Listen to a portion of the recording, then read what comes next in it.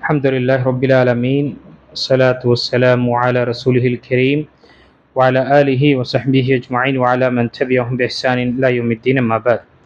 ونبي سعيد الخدري رضي الله عنه قال رسول الله صلى الله عليه وسلم: إزرة المسلم إلى نصف الساق ولا حرج أو لا جناح فيما بينه وبين الكعبين فما كان أسفل من الكعبين فهو في النار ومن جر إزاره بطر لم ينظر الله إليه. ரவாஹு அபு தாவூத் பிஸ்னாதின் சஹீ. இணைத்துக்குரிய அல்லாஹ் நடிகார்களே, நாம் தொடர்ச்சியாக ஆடை சம்பந்தப்பட்ட பாடங்களை நாம் பார்த்து கொண்டு வருகின்றோம். இன்று பார்க்கக்கூடிய ஹதீஸு முதல் ஹதீஸ் அபுதாவுதில் வரக்கூடிய சஹீஹான ஹதீஸு. அபு சயீத் அல்-குத்ரி ரலியல்லாஹு அவர்கள் அறிவிக்கின்றார், அல்லாஹ்வுடைய தூதர் ஸல்லல்லாஹு அலைஹி வஸல்லம் கூறினார்கள், ஒரு முஸ்லிமின் வேட்டி பாதி கெண்டைக்கால் வரை இருக்கும். கணுக்கால் வரை இருந்தாலும் பரவாயில்லை. கணுக்காலையும் விட கீழறங்கினால் அவர் நரகில்தான் இருப்பார். ஒருவர் தன் வேட்டியை பெருமைக்காக தரை கூட்ட இழுத்துச் சென்றால் மறுமை நாளில் அவரை அல்லாஹ் தன் அருள் பார்வையால் பார்க்க மாட்டான் என்று நபி ஸல்லல்லாஹு அலைஹி வஸல்லம் கூறினார்கள். நாம் நேற்று அமர்வில் நாம் விரிவாக இந்த விஷயத்தை நாம் பார்த்தோம்.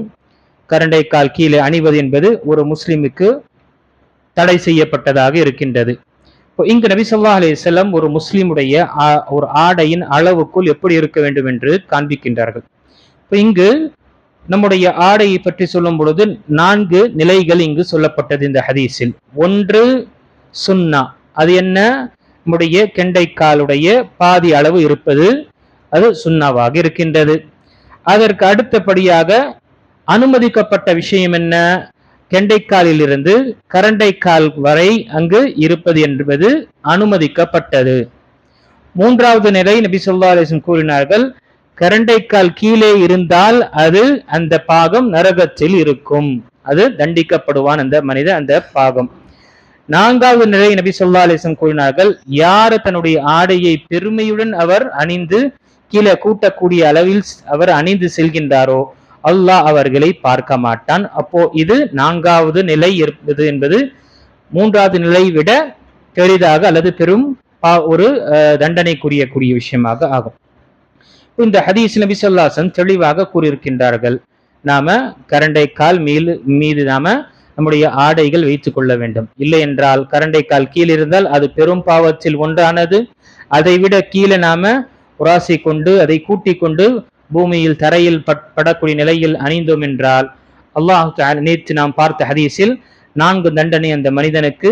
அல்லாஹ்விடம் பேச மாட்டான், அவனுக்கு இரக்க பார்வையை கொண்டு அல்லாஹு தஆலா அவனை பார்க்க மாட்டான், அவனை சுத்தப்படுத்த மாட்டான், பாவத்திலிருந்து அவனை தூய்மைப்படுத்த மாட்டான், அவனுக்கு வேதனை தரக்கூடிய தண்டனை என்று நாம ஹதீஸில் பார்த்தோம். அடுத்த ஹதீஸில் அப்துல்லா பின் உமர் ரலியல்லாஹுடைய சம்பவத்தை அவரே பதிவு செய்கின்றார். பாருங்க, எவ்வளவு நபி ஸல்லல்லாஹு அலைஹி வஸல்லம் சஹாபாக்கள் சின்ன சின்ன விஷயத்தையும் பதிவு செய்யக்கூடியவர்களாக இருந்தார்கள். அது தன்னுடைய சம்பந்தப்பட்ட விஷயத்தில் இருந்தாலும் உபதேசம் ஒரு நிலையில். அப்துல்லா பின் உமர் ரலியல்லாஹு அவர்கள் அறிவிக்கின்றார்கள், என் வேட்டி கீழிறங்கிய நிலையில் நான் நபி ஸல்லல்லாஹு அலைஹி வஸல்லம் அவரிடம் சென்றேன். அப்போது அவர்கள், அப்துல்லாவே, வேட்டியை உயர்த்துவீராக என்று கூறினார்கள். அதை நான் உயர்த்தினேன். இன்னும் உயர்த்துவீராக என்று கூறினார்கள். நான் மேலும் உயர்த்தினேன். அதன் பின் அதையே அவ்விஷயத்தை நான் கடைபிடித்து வந்தேன். பின்பு கூட்டத்தில் இருந்தவர் சிலர் எதுவரை உயர்த்த வேண்டும் என்று கேட்டனர். 2 கெண்டைக்கால்களின் பாதி வரை என்று பதிலளித்தார்கள். இந்த ஹதீஸ் முஸ்லிமில் வரக்கூடிய ஹதீஸாக இருக்கின்றது. இங்கும் என்ன, நம்முடைய 2 கெண்டைக்கால் அளவு நாம பாதி அளவு உயர்த்துவது என்பது சுன்னாவாக இருக்கின்றது. 3வது ஹதீஸில் அபுதாவுதில் வரக்கூடிய மற்றும் திருமிதியில் வரக்கூடிய ஹதீஸு, ஹசன் தரத்தில் வரக்கூடிய ஹதீஸு. இந்த ஹதீஸுடைய மற்ற சில வார்த்தைகள் புகாரி மற்றும் முஸ்லிமில் பதிவாகி இருக்கின்றது. உம்மு சலமா ரலியல்லாஹு அவர்கள் அதே ஹதீஸை அறிவிக்கும் பொழுது இந்த ஹதீஸை கேட்டவுடனேயே உம்மு சலமா ரலியல்லாஹு அவர்கள் நபி ஸல்லல்லாஹு அலைஹி வஸல்லம் பெண்கள் எந்த அளவு அணிய வேண்டும் என்று கேட்கிறாங்க. இப்போ பெருமைக்காக தன் ஆடையை ஒருவர் தரையில் இழுத்து சென்றால் மறுமையில் அவரை அல்லாஹ் பார்க்க மாட்டான் என்று நபி ஸல்லல்லாஹு அலைஹி வஸல்லம் கூறினார்கள். அப்போது உம்மு சலமா ரலியல்லாஹு அன்ஹா அவர்கள் பெண்கள் தங்களின் கீழாடைகள் விஷயமாக எப்படி நடந்து கொள்வது என்று கேட்டார்கள். அவர்கள் ஒரு ஜான் அளவு கெண்டை காலுக்கு கீழே இறக்கி கட்டுவார்கள் என்று நபி ஸல்லல்லாஹு அலைஹி வஸல்லம் கூறினார்கள். அவர்களின் பாதங்கள் திறந்து தெரியுமே என்று உம்மு சல்லமா ரலியல்லாஹு அவர்கள் கேட்டார்கள். அவர்கள் அதை ஒரு முழம் அளவு இறக்கி கட்டட்டும், அதற்கு கீழே கட்ட வேண்டாம் என்று நபி ஸல்லல்லாஹு அலைஹி வஸல்லம் கூறினார்கள். இங்கு பெண்களுக்கும் என்ன சொல்லப்பட்டிருக்கின்றது பாருங்க, சுப்ஹானல்லாஹ், எவ்வளவு அச்சமுடையவராக இருந்தாங்க உம்மு சல்லமா ரலியல்லாஹு அன்ஹா. உம்மு சல்லமா ரலியல்லாஹு அன்ஹா நபி ஸல்லல்லாஹு அலைஹி வஸல்லம் உடைய பிறகு அவங்க மனைவியாக ஆனாங்க, உம்மஹாத்துல் முஃமினீனாக சொல்லப்படக்கூடியவர்கள். அல்லாஹ்வுடைய தூதர் ஸல்லல்லாஹு அலைஹி வஸல்லம் இந்த கரண்டைக்கால் கீழே அணிந்து செல்லக்கூடியவர், பெருமை கொண்டு செல்லக்கூடியவரை அல்லாஹ் தஆலா தண்டிக்கின்றார் என்று சொல்லப்படும் பொழுது அவங்களுக்கு கவலை என்று அல்லாஹ்வுடைய தூதர் பெண்கள் எப்படி அணிய வேண்டும் நபி ஸல்லல்லாஹு அலைஹி வஸல்லம் சொன்னாங்க, அவர்கள் கெண்டைக்காலு ஒரு ஜான் அளவு அவங்க இறக்கி கொள்ளலாம். அப்போ அங்கு அந்த பெண் உம்மு சலமா ரலியல்லாஹு அவர்கள் கேட்கின்றார்கள், அப்போ நம்முடைய கால்கள் தெரிந்து விடுமே. யோசிச்சு பாருங்க, எந்த அளவு பேணக்கூடியவர்களாக இருந்தாங்க. கால்கள் தெரிந்து விடுமே என்று சொல்லும் பொழுது, இந்த பாதங்கள் தெரிந்து விடுமே என்று சொல்லும் பொழுது நபி ஸல்லல்லாஹு அலைஹி வஸல்லம், சரி ஒரு முழம் அளவு நீங்க என்ன செய்யுங்க, பெண்கள் நீங்க இறக்கி கட்டி கொள்ளுங்கள், அதற்கு கீழே நீங்க கட்டாதீர்கள். இப்போ இந்த ஹதீஸில் ஒரு விஷயம் நாம் புரிந்து கொள்ளலாம். பெண்கள் எந்த அளவு தன்னை பேணி காக்கக்கூடியவர்களாக இருந்தாங்க. பாதங்கள் தெரிந்துவிடுமே என்ற அச்சம் இருந்த அந்த சஹாபியாக்கள் என்ன முகத்தை தெரிந்த நிலையில் சுத்தி கொண்டிருப்பார்கள் என்று நினைக்கின்றோமா?